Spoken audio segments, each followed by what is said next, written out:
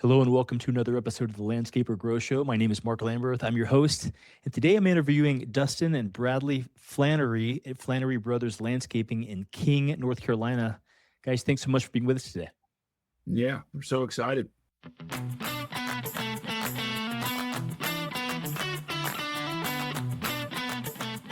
Yes, jokes. Fantastic. Done a lot of research. Looks like a great company. You guys are highly reviewed. I'd love to start just by hearing what services you provide for your customers there in King.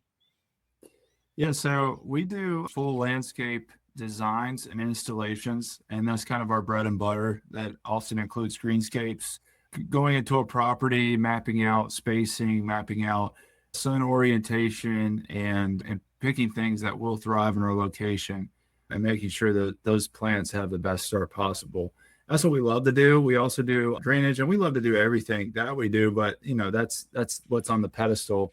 And we do drainage solutions and rockscapes, as well as a little bit of maintenance for a select group of customers that we kind of started with. And so we let the guys get a little variability in their schedule and on Thursdays, Fridays, but that's primarily what we're doing right now. Got it. Awesome. Tell me about these greenscapes. What's a greenscape? So a greenscape is pretty much anything. Think of a garden design or front of house landscape. Next week, we are going around a water feature. So one of the local companies named Pond Country installed a 3-tiered natural waterfall into a natural swimming pool. And we're putting in the plant matter around that. So that's a greenscape. Do you have any other ideas of what goes into a greenscape? So I call Bradley the edging man, because Bradley puts in edging from table edging to metal edging, and he's got the patience and technical wherewithal to do all of that, and I just sell the window footage. Got it. Yeah. Well, Bradley, anything else add into the greenscape mix? Not really. I'm mostly the man on the front lines. So yeah. So Dustin's involved with the whole design, and I mostly lead the crews and kind of get an idea for what's going on and just make it happen. So that's really cool, you guys. That's kind of where I'm at. How many folks do you have on your team right now? So we vary. We go from 4 to 5 to all the way up to 8 or 9, and some larger projects, but we're still fresh out of the gate. We're not quite in year 3 yet. And, this thing kind of took off like a rocket, and we're trying to figure out how to scale appropriately. I love it, man. Yeah. Took off like a rocket. So how did you guys kind of get into this and launch this and have that kind of early success of, having happy customers and having a bunch of, growth? So our father was a small business owner for 30 years here in King and Winston-Salem. And he kind of taught us the value of being customer oriented, being professional and organized. And so, we took what we learned from him and made those the building blocks of this company. And, from the start, listening to guys like Mike Andes, Keith Kalfas, Brian Fullerton, all the guys in the landscape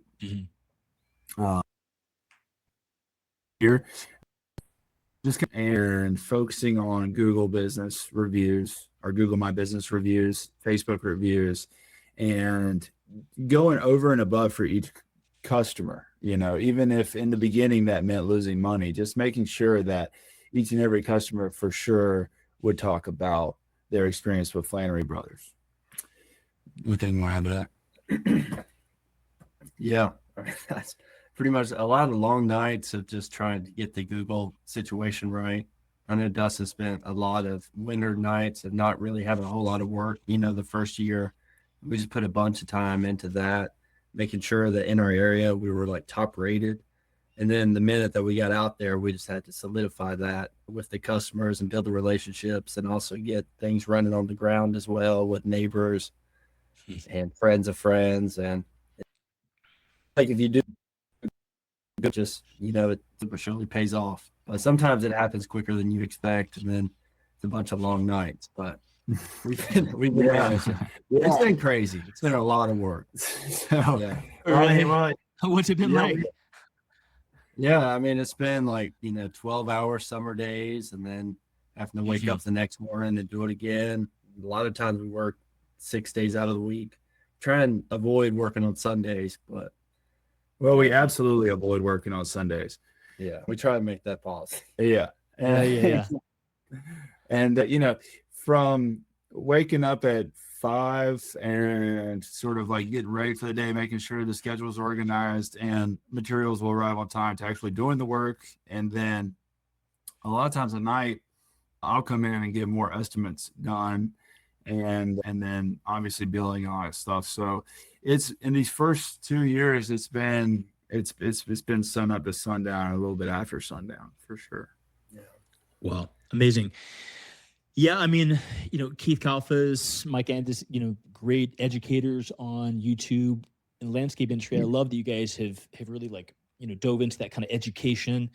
And then I can see that from your reviews, I mean, you guys have got, a ton of amazing reviews, and with having a business here for 3 years, it's amazing how much kind of goodwill you guys have built in the community because of that. I mean, it seems like King is kind of a small town. So, I mean, what is you guys' radius do you guys work in? Yeah, so King's one of those towns that a lot of people are moving into. There's a lot of new construction going on here. I guess the previous generations have passed and their family have sold the farmland to develop and kind of things like that. But we work within a 20 to 25 mile radius, all the way west to Louisville and all the way north up to Mount Airy. So that's a broad swath of Winston-Salem. Yeah, it seems like the last 5 years, it's just everybody from everywhere has been moving to North Carolina. It's like, yeah, right. It's go crazy. Yeah, and it's cranes on the skyline of Charlotte. I heard they never stopped, hardly stopped in 2008. They've just been going nonstop since then. Yeah, it's been ridiculous. And I feel like it started out, like in Charlotte and the bigger cities, and then now it's kind of finally hitting us here recently. And I mean, that's kind of been our bread and butter. Just people just don't know the area. And then we built up a Google profile that's good with a good website. And then we back it up once we get there. And that's kind of what's happened. Yeah, because there's probably 20, 25 other landscape companies in King. But, and I almost hesitate to say this because you don't want to put it out there and then they find it. But none of them focused on their online presence really. So we just left a wide open market to break into. That's amazing, guys. Amazing. Let me ask this. We talk with companies, we talk with a lot of landscaping companies and, about their business and, about growing their business. One thing that always seems to come up in the space is like phone handling and kind of, client communication at the level of someone getting in touch with you guys to hire you, right? I'm not talking about like customer support after you've already working with someone. You guys have got that all, your process for that. But I'm curious how have you guys tackled this kind of difficult phone handling piece? I mean, if someone calls a phone on your website, the number on your website, is it going to go to one of your cell phones? Do you have to stop work and take that call? Or how do you have that handled? Yeah. So it's definitely been an issue at times. or do you have that handled? Yeah. Well, it's really Dustin a lot of the times is the one who takes it. And we've been trying to get him out of the field so he can just do mostly sales and just project design and then just answering the phones. But sometimes we have to pull him in, we run a tight ship. So if somebody calls out or something happens or the job's bigger than we thought, then it can be, a problem. But, well, and we've also thought about hiring one of our sweet customers that, would just answer the phones for us. But outside of spring and fall, I just don't know if the phone rings that much to justify an hourly employee. And honestly, I have a bit of a micromanagement bone in my body where I like to answer the phone and enter the information. And so, yeah, there's that. But it goes to me right now. Okay. to answer. Great. And then kind of here over the next few years, curious about kind of what the plan is. I mean, you guys got an amazing business. Sounds like you got a kind of tiger by the tail here. You know, it's like blowing up's going off. Are you guys looking to kind of grow the business beyond where it is now? Or are you guys great, you know, at a nice kind of level place with your team that you have now? What do you think? I think right now, because we're worried about growing too fast and then, our quality going down. So I think right now it's just like a process of slowly building more and more people and then starting to do multiple crews on the same day and then more and more and more. But I think it's just going to be finding the right person that we can trust to be like a manager for this crew or a manager for that crew. So I think we're trying to just be slow and steady, but still effective in that regard. We don't want to grow too fast and then ruin, the reputation of what we built, because the customer service has been so beneficial to us and it's sort of what we're known for. So Yeah. That's amazing, guys. I mean, maybe it's obvious. I'd love just to hear from your words. I mean, if you grow too fast, what happens? I mean, what's the concern there, right? I mean, of not, what happens when you're not able to, when you got more kind of calls and more kind of business coming in that you guys can deal with? Customer service goes down, end up getting some, what happens there? I think, you have to, when that happens, you have to start relying on people you can delegate to. And that's a tough cookie in this market with so much low ball competition and low barrier to entry. Is that so? In landscaping, even if you have a great reputation, if someone moves from out of state and you're booked up for months, or if you're not compatible in any sort of way, if they haven't met you, if you give them a virtual estimate or something like some people talk about, or any sort of thing, there's 20 other guys that they could call. So really differentiating yourself through personability and being able to vet your customers is nice. So, you scale up and there might be times when you have to take everything. And and that in and of itself, I think brings issues. What do you think? I see. I think maybe too, the micromanaging spirit might be a problem of like feeling like losing control of the whole situation and feeling overwhelming. So maybe that's a factor in it. I don't know. Well, yeah. And with me wearing so many hats, I noticed that this spring, when you've got like 10 estimates on your table and 3 follow-ups and there's projects going on that week and then employees calling out, I mean, something's going to slip through the cracks, and it just takes 1 or 2 of those to like ruin your reputation. So it's I think those are probably the main concerns.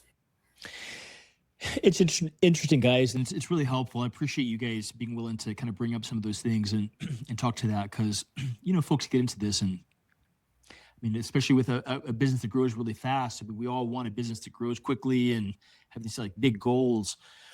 But I've been a part of some of those businesses that are growing actually too fast, and I can totally relate to the problem. It's not a good thing to happen, right? I mean, you really lose control of your of your process, and I can get some negative reviews and things. I can see that you guys have definitely not crossed over into that, because you guys have got like solidly pegged at 5 stars. Last question here is actually about the reviews. You guys have not been in business all that long to have so many great reviews. Do you guys have a process for asking for customers for honest reviews after a job? I mean, does that go out automatically, or is it something you just kind of think of and send them a text or ask for them on the job to send you a review? How does that happen? Yeah, so I like to have a walkthrough with each customer at the end, and then if I can sense that they're really jazzed about everything, I'm just, I ask for one. And it's been like 80% success rate. Well, Probably about 70% success rate with getting one. I think Dustin really has a good ability to just connect with these customers too on a deeper level than just a contract customer relationship. And most of the time, like, he becomes friends with a lot of our customers, and but good or bad. I mean, they'll text them about random things. I mean, they fall in love. I mean, it's crazy. We have so many. They text you about random stuff. Yeah. Have you seen the video of the contractor who's working but gets a random call from a past client, and she says, back in 2002, I spent $80 on Candy Crush during a depressive episode. That's kind of the relationship we're building. It's Good or bad? good or bad. Pros and cons there, Oh man, hilarious. Yeah. Fantastic, guys. Love it. Well, if folks are in the King, North Carolina area and looking for a great landscaping company to work with, what are the best ways for them to get in touch with you guys? Yeah. You can go to FlanaryBrothersLandscaping.com. Our website should pop up on the right, a little contact form. That's great because once you fill that out, you're in our system. I don't miss a reminder. You don't miss a reminder, and I can contact you through our customer portal. You can email me directly at Dustin@FlanaryBrothersLandscaping.com or Bradley@FlanaryBrothersLandscaping.com, or you can just call me at 336-409-7768. We're on Facebook, Instagram, and I guess now we're on YouTube via this. So that's good. Yeah, fantastic. Awesome. Yeah, they got a great website over at Flanary Brothers Landscaping. That's FLANARY, FlanaryBrothersLandscaping.com. Or you can give them a call at 336-409-7768. Great, guys. Well, thanks so much for coming on the show today and sharing your experience running the company. Really appreciate it. All right. Thank you, Mark.